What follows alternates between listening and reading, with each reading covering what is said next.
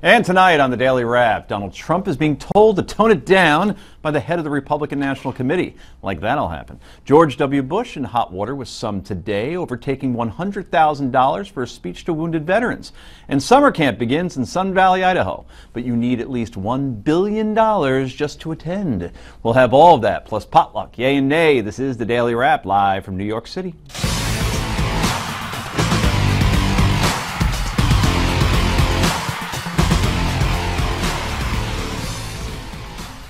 And welcome to the show, everybody. I'm Joe Concha, joined by my co-host, Rick Unger. That would be me. We have like 1,000 stories tonight, but what's the one that stands out at you? Boy, you know, it was such a busy news day.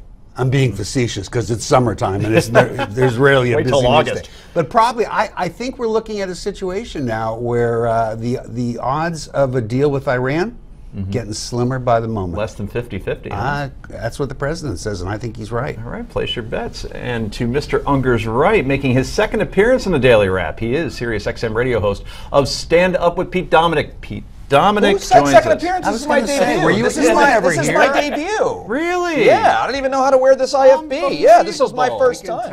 And we're really sorry you're here this time. I've seen you here so many times. I guess I felt like you've been here before. I've never been here, Joe. You saying all bald white guys look the same? I'm out of here. I am out of here. They actually do all look the same. It's true. But I think you have been mixed up with Bill Donahue from the Catholic League. I get that. I get that in Daughtry. You get Daughtry, huh? A lot, sadly. Okay, well, we'll have you singing a little bit. And finally, editor of the WisdomDaily.com and a stand-up rabbi himself, Brad Hirschfield, joins us as well. Thank you, Brad. Good to see you here. All right, everybody, let's get right to the Daily Download.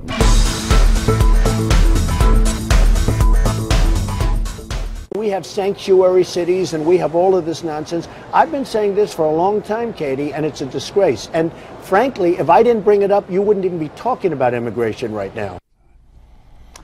Think of what you will about Mr. Trump, and Mr. for that matter, who was doing that interview. But he is absolutely right on that point. Rush Limbaugh says the Donald has single-handedly changed the entire debate on immigration. Despite several sponsors cutting ties with the billionaire Republican hopeful, Trump continues to take aim at illegal immigrants and is refusing to back down from comments that Mexico is sending some of its worst to the United States. Trump is practically begging the rest of the GOP field to address immigration reform. So far, Ted Cruz has actually stood by him. Rick, is he changing the tone of the debate for better or for worse? It's T-ball time. Yeah, what can I say that I haven't said every night for the past 3 weeks? Maybe some people haven't seen it and they want to hear it for the first time. It's my way of saying, are we spending a little too much time on Donald Trump? But there's a lot of attention on this issue because of Mr. Trump and the media attention that he is getting as a result. He's no dummy, Trump, and this is exactly what he wants. He loves getting this attention. It's not going to make him his party's nominee. It's not going to make him president, thank goodness. But he's getting the attention that he wants, and that's what it's about for him. He is right now running the debate. Again, he's doing his party, as I've said many times, unbelievably intense damage. You can't be elected as a Republican today without Hispanic votes. It is in the numbers, and he's doing everything he can to make sure that doesn't happen. See, Pete, I disagree with Rick on one point, that I think the Republican field actually looks better with Trump there because contrasted against him, they look more sane, more stately, more lucid in terms of certain more moderate arguments around, say, immigration or gay marriage. Well, yes, yeah, I think that's true, but at the same time, I mean, I have a hard time taking this lineup of Republicans seriously, just like I do the last time, because of the conspiracy theories that so many of them buy into, and Trump is the king of conspiracy theory. Let's not forget about the birthers. He doesn't believe in vaccines. He thinks they cause autism. The whole Ebola thing, he wanted to stop flights, and mostly he thinks climate change is a hoax, like all but I think one of the Republican nominees. And so how seriously can we take them if you can't start at agreeing on what the problem is or in agreeing that what science says? So, you know, and are we talking about him too much? I mean, probably. I mean, a lot of the reason why he's getting so much talk, so much attention is because we're giving it to him, you know, to some extent. But at the same time, he's a player, he's exciting, and I'm fascinated every time he talks to anyone because he always does that clever thing that a lot of conservatives do, which intimidate the interviewer. You know, I kind of like when they do that in a way. Jeb Bush tries to intimidate interviewers. Jeb Bush does not. No. But Newt Gingrich did in the debates and others last time around. They take shots at John King or Wolf Blitzer or whoever, and it's kind of a clever thing to do, and it plays well with the base, I think. And I frankly really don't mind it. I wish liberals would do that a lot more. You had said that Trump is getting attention to some extent. They actually did a Nexus search, Washington Post did, and CNN alone has mentioned Donald Trump 400 times in the last week. Well, to be it's fair more to than CNN, Rubio, that's because Cruz, Walker, all these top candidates combined. Yeah, well, to be fair, there's not been an aviation disaster. That's it. He's their new Malaysian flight, whatever it was. It's. I mean, I work. It's CNN. It's for a long time. I mean, it's tough what they focus on. It's a reality show candidate, Brad, in a reality show world. Yeah, look, I think it's perfect. It's perfectly bad, but he understands exactly what he's doing. One of the ironies here is the guy with the most money to spend on advertising spends the least, because he's been able to generate it just off of the news for free with his outrageousness.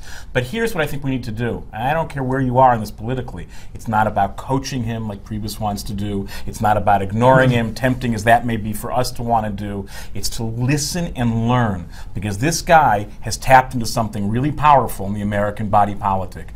A lot of people are in a place right now where they would prefer an authentic circus act, and he is authentic in that way, but it's a circus act, to what they suspect is an inauthentic but wiser politician. And that's a very serious thing. If you had to put in one word what that is he's tapped into, what would that word be? I think it is that sense of authenticity. Anger. Oh, I was going to say anger. I was going to say hatred and fear. No, but see, that's why if we get to that place, it's easy to deconstruct it and pay no attention.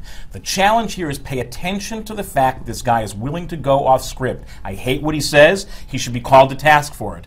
But the real person who should be worried about the popularity of Donald Trump is actually no one in the Republican Party, because he's not going to be the nominee. Things will coalesce around a serious candidate. Will not matter. The person who should be nervous about Donald Trump is Hillary Clinton, because she is the exact opposite. Everyone sees her as so scripted, as so controlled, is so pre-programmed, and that's going to be a real challenge for her to tap into any real energy. We got to move on, but quick final word. Real quick, am I missing something, Joe? When he says that Mexicans are they're sending them. Are they? Has anybody asked him what he means by they're sending them? I must have missed that. Is the Mexican government most people that like the message interpret it as that the border is very porous and people are coming across in big waves, and then that woman gets murdered in San Francisco. That plays right to it. So, but he's trying to say that the government is who's sending them? We actually have film of it. We showed a few weeks ago. It was actually the scene from Blazing Saddles where Hedley Lamar is signing up the bad guys. Well, from 2010 to 2013, no one came across the border. The way I interpret that is that Mexico is doing nothing to prevent people from leaving their country and coming into ours. Who does?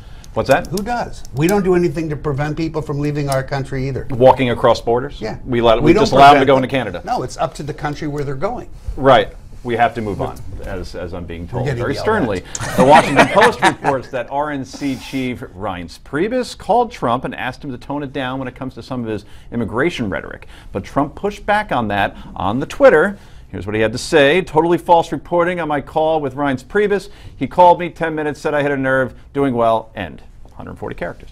Trump conceded to the New York Times that Preibus asked him to consider toning things down, but added Preibus knows better than to try to lecture him. So in other words, he lied in his first tweet. That would be accurate, yes? Yes, it would. Okay, very good. So, just how nervous is Trump making the Republican establishment? Ted Cruz, for one, says he's proud to stand with Donald Trump. That is a quote. Okay, so is that a good move by Cruz, or does he realize that Trump is basically tapping into the same kind of voter that Cruz would? I have no idea why he would say that. Whatever you think about it, it was just a silly thing to say. He's proud to stand by him. Why? Because he put immigration back on the menu. That is appropriate. But the way he did it with racist hatred, there's nothing to be proud of. I think he's proud to stand by him because Donald Trump makes Ted Cruz look handsome. That's true. He's and they stand next together, you say, Ted Cruz is a handsome fella. He has normal hair and he's not orange. There's no question about that. He looks like a human being. Nobody's covering Ted Cruz anymore. It's the same message because Ted Cruz's entire message comes down to that same one word. Anger. You tapped into something there in terms of coverage.